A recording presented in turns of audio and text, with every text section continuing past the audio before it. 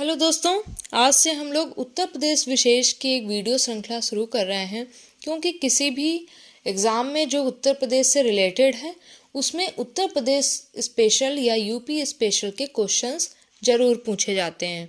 तो ऐसा अनुमानित है कि जल्द ही यूपी एपीओ या यूपी पीसीएसजे दोनों की वैकेंसी आने वाली है, इसलिए हमें अभी से ही उत्तर प्रदेश स्पेशल को पढ़ना आवश्यक है क्योंकि प्रीलिम्स के पॉइंट ऑफ व्यू से ये बहुत इम्पॉर्टेंट है।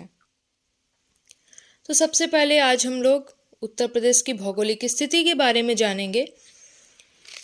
उत्तर प्रदेश की अवस्थिति। भूगर्भिक दृष्टि से उत्तर प्रदेश प्राचीनतम गोंडवाना लैंड का भूभाग है।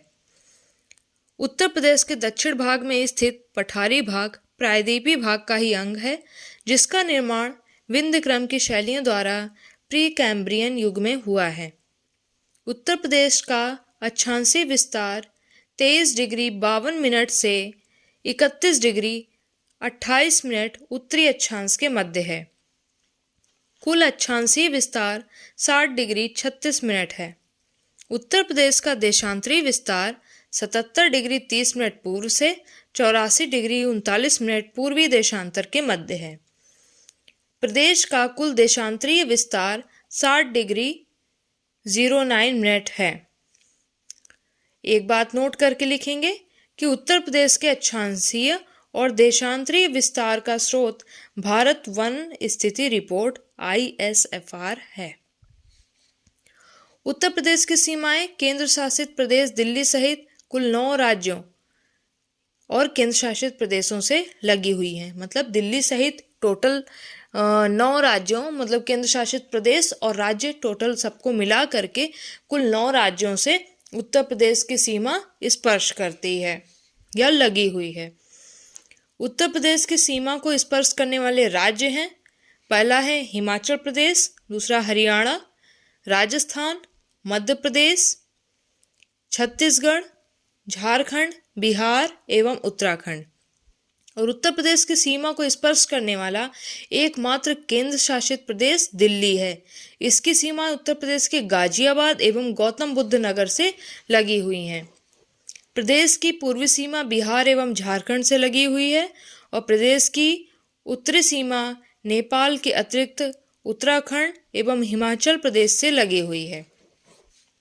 उत्तर प्रदेश की पश्चिमी सीमाएं हरियाणा, राजस्थान तथा केंद्र शासित प्रदेश दिल्ली से लगी हैं। उत्तर प्रदेश की दक्षिणी सीमाएं मध्य प्रदेश एवं छत्तीसगढ़ को स्पर्श करती हैं। उत्तर प्रदेश की सबसे लंबी सीमा मध्य प्रदेश से स्पर्श करती है। उत्तर प्रदेश की न्यूनतम सीमा रेखा से स्पर्श करने वाला राज्य हिमाचल प्रदेश है। उत्तर प्रदेश का एकमात्र जिला सहारनपुर है, जिसकी सीमा हिमाचल प्रदेश से लगती है। इसके अतिरिक्त इस जिले की सीमा हरियाणा एवं उत्तराखंड से भी लगी है। उत्तर प्रदेश के सर्वाधिक 11 जिलों को स्पर्श करने वाला राज्य मध्य प्रदेश है। सर्वाधिक 4 प्रदेशों को स्पर्श करने वाला उत्तर प्रदेश का एकमात्र जिला सोनभद्र है। यह मध्य प्रदेश, छत्तीसगढ़, झारखंड एवं बिहार को स्पर्श करता है। उत्तर प्रदेश की सीमा को स्पर्श करने वाला एकमात्र विदेशी राष्ट्र नेपाल है। उत्तर प्रदेश के 7 जिलों पूर्व से पश्चिम की ओर जानेंगे। पहला है महाराजगंज, सिद्धार्थनगर, बलरामपुर, श्रावस्ती, बहराइच, लखीमपुर खीरी एवं पीलीभीत की सीमा नेपाल को स्पर्श करती है। प्रदेश के सबसे कम जिलों को स्पर्श करने वाला जिला ललितपुर है। मध्य प्रदेश से 3 तरफ से घिरा जिला ललितपुर है। तो विभिन्न राज्यों से लगे उत्तर प्रदेश के जिलों के बारे में जानेंगे। हिमाचल प्रदेश से केवल एक जिला लगता है जिसका नाम है सहारनपुर, और हरियाणा से सहारनपुर, शामली, बागपत, गौतम बुद्ध नगर, अलीगढ़, मथुरा, यानी टोटल पहला तो सहारनपुर, दूसरा शामली, तीसरा बागपत, चौथा गौतम बुद्ध नगर, पांचवा अलीगढ़ और छठा मथुरा, यानी 6 जिले हरियाणा को स्पर्श करते हैं।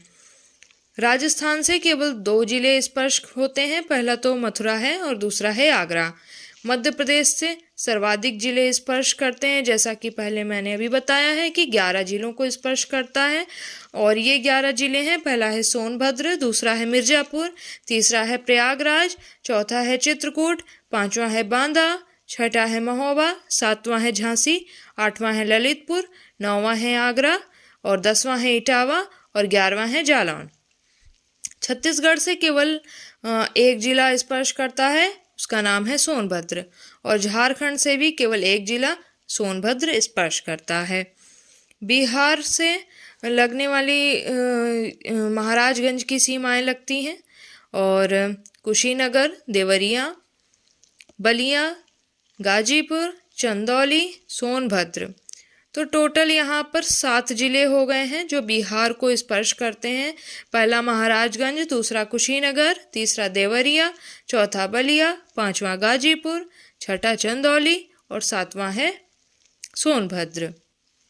उत्तराखंड से सहारनपुर, पहला सहारनपुर की सीमा, दूसरा मुजफ्फरनगर, तीसरा बिजनौर, चौथा मुरादाबाद, पांचवा रामपुर, छठा बरेली और सातवां पीलीभीत। यानी टोटल 7 जिलों की सीमाएं उत्तराखंड को स्पर्श करती हैं। और केवल एकमात्र केंद्र शासित प्रदेश दिल्ली को गाजियाबाद एवं गौतम बुद्ध नगर की सीमाएं स्पर्श करती हैं। ठीक है, तो उत्तर प्रदेश का आगे हमें पूरा भौगोलिक क्षेत्रफल भी पता होना चाहिए। उत्तर प्रदेश का टोटल भौगोलिक क्षेत्रफल है 2,40,928 वर्ग किलोमीटर, जो कि भारत के कुल क्षेत्रफल यानी जो भारत का क्षेत्रफल है 32,87,263 वर्ग किलोमीटर के लगभग 7.33% के बराबर है।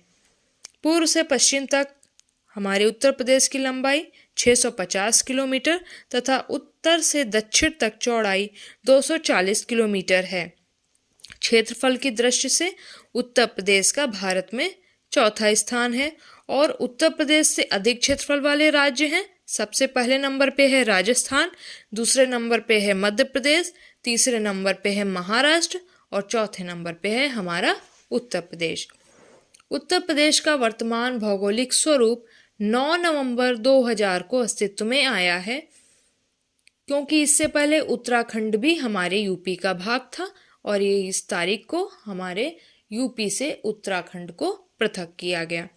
तो 9 नवंबर 2000 को उत्तर प्रदेश के 13 पर्वतीय जिलों को काटकर उत्तरांचल, जिसको अब उत्तराखंड के नाम से जाना जाता है, उत्तराखंड राज्य का निर्माण किया गया। पहले इसको उत्तरांचल नाम से जाना जाता था। उत्तर प्रदेश के सर्वाधिक क्षेत्रफल वाले 4 जिले, इनको हम अवरोही क्रम में पढ़ रहे हैं। ठीक है, तो सर्वाधिक क्षेत्रफल में सबसे अधिक क्षेत्रफल है लखीमपुर खीरी का, जिसका टोटल क्षेत्रफल है 7,680 वर्ग किलोमीटर। दूसरे नंबर पे सर्वाधिक क्षेत्रफल वाला जिला है सोनभद्र, जिसका कुल क्षेत्रफल है 6,788 वर्ग किलोमीटर। और तीसरा सर्वाधिक क्षेत्रफल वाला जिला है हरदोई, जिसका कुल क्षेत्रफल है 5,947 वर्ग किलोमीटर। और चौथा सर्वाधिक क्षेत्रफल वाला जिला है सीतापुर, जिसका कुल क्षेत्रफल है 5,743 वर्ग किलोमीटर। तो सबसे पहले नंबर पे है लखीमपुर खीरी, दूसरे नंबर पे है सोनभद्र, तीसरे नंबर पे है हरदोई और चौथे नंबर पे है सीतापुर। वहीं उत्तर प्रदेश के सबसे कम क्षेत्रफल वाले 4 जिलों के नाम हम आरोही क्रम में पढ़ रहे हैं। सबसे कम क्षेत्रफल जिसका है वो है हापुड़, जिसका कुल क्षेत्रफल है 660 वर्ग किलोमीटर। फिर उससे थोड़ा बड़ा है भदोही, जिसका कुल क्षेत्रफल है 1,015 वर्ग किलोमीटर। और तीसरे नंबर पे है गाजियाबाद, जिसका क्षेत्रफल है 1,034 वर्ग किलोमीटर। और चौथा सबसे छोटा जिला है शामली, जिसका कुल क्षेत्रफल है 1,167.58 वर्ग किलोमीटर। तो सबसे छोटा है हापुड़, उससे थोड़ा बड़ा है भदोही, फिर है गाजियाबाद और फिर है शामली। प्रदेश के सबसे पूर्वी एवं पश्चिमी जिले, पूर्वी जिला है बलिया और पश्चिमी जिला है शामली। और उत्तर प्रदेश का सबसे उत्तरी जिला है सहारनपुर और दक्षिणी जिला है सोनभद्र। राष्ट्रीय राजधानी क्षेत्र में सम्मिलित उत्तर प्रदेश के 8 जिले गाजियाबाद, हापुड़, मेरठ, गौतम बुद्ध नगर, बुलंदशहर, मुजफ्फरनगर, शामली एवं बागपत। और कुल इनका शामिल क्षेत्रफल है 14,826 वर्ग किलोमीटर। इनको राष्ट्रीय राजधानी क्षेत्र में शामिल किया गया है। भौतिक विभाग, अब थोड़ा इसका भौतिक स्वरूप भी देखेंगे। उत्तराखंड के गठन से पूर्व राज्य के 3 भूभाग थे। पहला तो पर्वतीय क्षेत्र, दूसरा मैदानी क्षेत्र और तीसरा था पठारी क्षेत्र, जिसको दक्षिण का पठारी क्षेत्र कहा जाता था।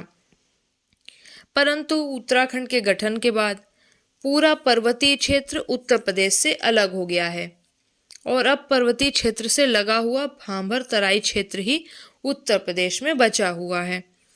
उत्तर प्रदेश को वर्तमान में मुख्यतः 3 प्राकृतिक प्रदेशों में विभाजित किया गया है। पहला भाबर एवं तराई का प्रदेश, दूसरा गंगा यमुना का मैदान और तीसरा है दक्षिण का पठारी प्रदेश। तो भाबर एवं तराई प्रदेश के बारे में जानेंगे।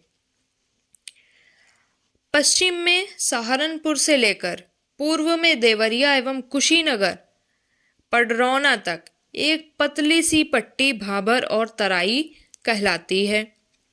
भाबर क्षेत्र में नदियां लुप्त हो जाती हैं, जो तराई क्षेत्र में फिर से प्रकट होती हैं। भाबर क्षेत्र में जलोढ़ पंख और जलोढ़ शंकु जैसी नदी से निर्मित स्थलाकृतियां बनती हैं। भाबर क्षेत्र वह पर्वतीय भूभाग है जो कंकड़ पत्थरों से निर्मित है। इस क्षेत्र का विस्तार उत्तर प्रदेश के बिजनौर, सहारनपुर, पीलीभीत, शाहजहांपुर एवं लखीमपुर खीरी जिलों में है।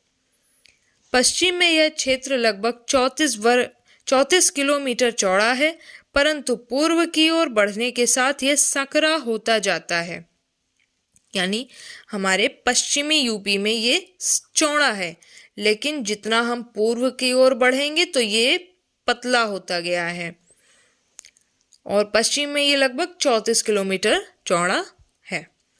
तराई क्षेत्र भाबर के दक्षिण में दलदली एवं गाद मिट्टी वाला क्षेत्र है, जो महीन अवसादों से निर्मित है। घने जंगल और लंबे हाथी घासों से ढका हुआ तराई क्षेत्र कभी 80 से 90 किलोमीटर तक चौड़ा था। घने जंगल और लंबे हाथी घासों से, मतलब एक प्रकार की घास है जिसको हाथी घास के नाम से जाना जाता है, उससे ढका हुआ यह तराई क्षेत्र कभी 80 से 90 किलोमीटर तक चौड़ा होता था।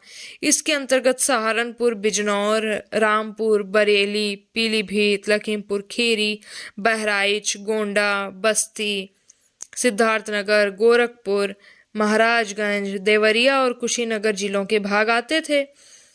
इधर कुछ वर्षों से भूमि सुधार कार्यों के कारण इसकी चौड़ाई काफी कम हो गई है, जिससे इसका काफी भाग उपजाऊ भूमि के रूप में किसानों को प्राप्त हो गया है। अब यहाँ गन्ना, गेहूं और धान की फसलें रिकॉर्ड पैदावार दे रही हैं। अनेक जगहों पर जूट की भी अच्छी खेती हो रही है। प्रदेश के ऊंचाई वाले भागों में मिलने वाली प्राचीनतम जलोढ़ मिट्टी को राढ़ नाम से जाना जाता है। भाबर क्षेत्र और दक्षिण पूर्वी क्षेत्रों को छोड़कर पूरा प्रदेश नदियों एवं बाढ़ के दौरान लाई गई कांप या जलोढ़ मृदा से बना है। गंगा यमुना के विस्तृत मैदानी प्रदेश, अब हम इसके बारे में जानेंगे, जो कि हमारे उत्तर प्रदेश का दूसरा भौगोलिक क्षेत्र है। इसको 3 उप विभागों में बांटा गया है। पहला तो गंगा यमुना का ऊपरी मैदान, दूसरा है गंगा यमुना का मध्य मैदानी प्रदेश और तीसरा है गंगा का पूर्वी मैदान। गंगा यमुना के ऊपरी मैदान का विस्तार लगभग 500 किलोमीटर लंबी एवं 80 किलोमीटर चौड़ी पट्टी के रूप में है। गंगा यमुना के मध्य मैदानी प्रदेश का विस्तार उत्तर प्रदेश के सहारनपुर, बिजनौर, मेरठ, मुजफ्फरनगर, बुलंदशहर, अलीगढ़, हाथरस, मथुरा, आगरा, मैनपुरी, एटा, बदायूं, मुरादाबाद तथा बरेली जिलों में मिलता है। गंगा के पूर्वी मैदान का विस्तार उत्तर प्रदेश के वाराणसी, जौनपुर, गाजीपुर, आजमगढ़, बलिया, मिर्जापुर, सोनभद्र एवं भदोही में मिलता है। गंगा यमुना के मैदान का निर्माण कांप या जलोढ़ मृदा से हुआ है। गंगा यमुना के विस्तृत मैदानी प्रदेश की समुद्र तल से औसत ऊंचाई 300 मीटर है। इस विस्तृत मैदानी प्रदेश का निर्माण अभिनूतन एवं अभिनूतन युग में नदी घाटी में अवसादीकरण से हुआ है। इस विस्तृत मैदानी प्रदेश का ढाल पश्चिमांचल में उत्तर से दक्षिण की ओर तथा पूर्वांचल में पश्चिमोत्तर से दक्षिण पूर्व की ओर है। और तीसरा भौगोलिक क्षेत्र है दक्षिण का पठारी प्रदेश। उत्तर प्रदेश में दक्षिण पठारी प्रदेश का कुल क्षेत्रफल 45,200 वर्ग किलोमीटर है। दक्षिण पठारी प्रदेश के अंतर्गत बुंदेलखंड एवं बघेलखंड के भूभाग सम्मिलित हैं। यह क्षेत्र दक्कन के पठार का ही प्रसरण है, प्रसरण मतलब फैलाव है, तथा इस भूभाग की उत्तरी सीमा यमुना तथा गंगा नदी द्वारा निर्धारित है तथा दक्षिणी सीमा विंध्य पर्वत द्वारा निर्धारित होती है। पूर्व में केन नदी तथा पश्चिम में बेतवा तथा पाहुज नदियां इसकी सीमा निर्धारित करती हैं। इसके अंतर्गत झांसी, जालौन, हमीरपुर, महोबा, चित्रकूट, ललितपुर और बांदा जिले, प्रयागराज जिले की मेजा और करछना तहसीलें, गंगा के दक्षिण में पड़ने वाला मिर्जापुर का हिस्सा तथा चंदौली जिले की चकिया तहसील आती है। इस पठारी क्षेत्र की सामान्य ऊंचाई 300 मीटर के आसपास है तथा कुछ स्थानों पर यह ऊंचाई 450 मीटर से भी अधिक है। मिर्जापुर सोनभद्र जिले के कुछ स्थानों पर कैमूर और सोनाकर की पहाड़ियां लगभग 600 मीटर तक ऊंची हैं।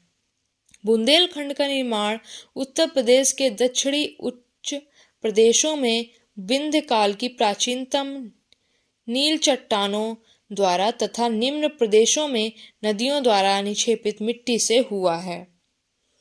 बुंदेलखंड के पश्चिमी भाग में काली मृदा रेगुर का विस्तार है, जो मालवा पठार का ही विस्तार है।